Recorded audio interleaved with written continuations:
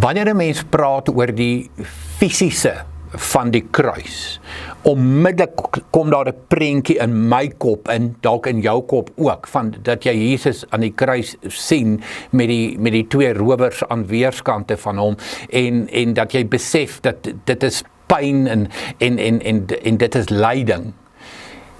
Maar die fisiese wroging en die fisiese mishandeling van Jesus aan die kruis in jou plek en in my plek het met baie meer te doen net as die kruisiging self. Dink aan toe hy gegeesel is, soos dit bekend staan, toe hy die 39 houe gekry het.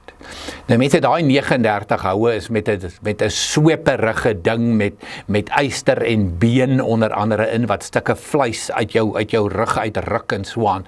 Baie mense het tydens daai 39 houe al gesterf. So praat nou van fisiese mishandeling met sy geesel, toe hy gegeesel is. Direk daarna, jy's half dood al klaar, moet hy 'n swaar kruis dra na Golgotha toe.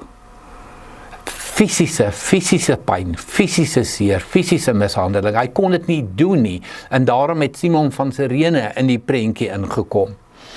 En toe gee hulle vir hom 'n doringkroon met sulke verskriklike lang dorings. En die doel daarvan is dit in sy kop in te druk. Daar's 'n spotkant, natuurlik nou die kamptige koning van die Jode, maar daar's ook 'n fisiese mishandelingskant van ongelooflike pyn, ongelooflike seer. En dan kom ons by die kruis. Dan word hierdie spykers deur sy voete en deur sy hande ingeslaan, en dan word die kruis opgetel, dan word die kruis gehys.